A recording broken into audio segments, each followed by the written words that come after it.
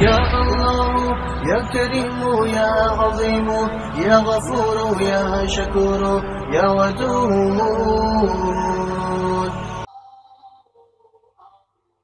قربانی کرنا۔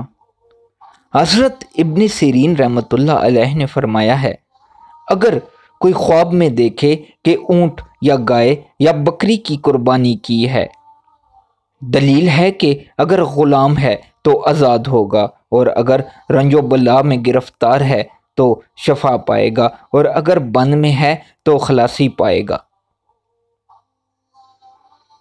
اگر درویش ہے تو مالدار ہوگا، خوف میں ہے تو امن میں ہوگا، قرض دار ہے تو قرض سے سرخرو ہوگا، اور اگر حج نہیں کیا ہے تو حج کرے گا۔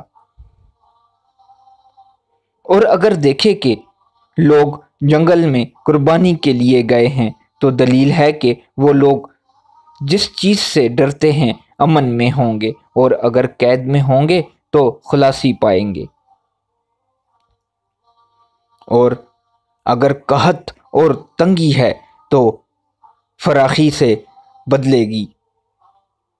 خاص کر اگر یہ خواب عید قربان کے نزدیک ہے تو اس کی تعویل جلدی ظاہر ہوگی۔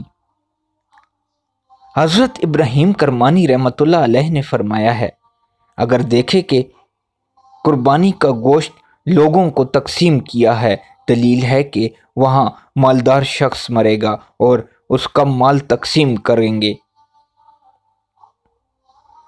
اور اگر دیکھے کہ لوگوں نے گوشت چرایا ہے تو دلیل ہے کہ حق تعالیٰ پر جھوٹ بولیں گے، اور خواب میں قربانی بشارت ہے۔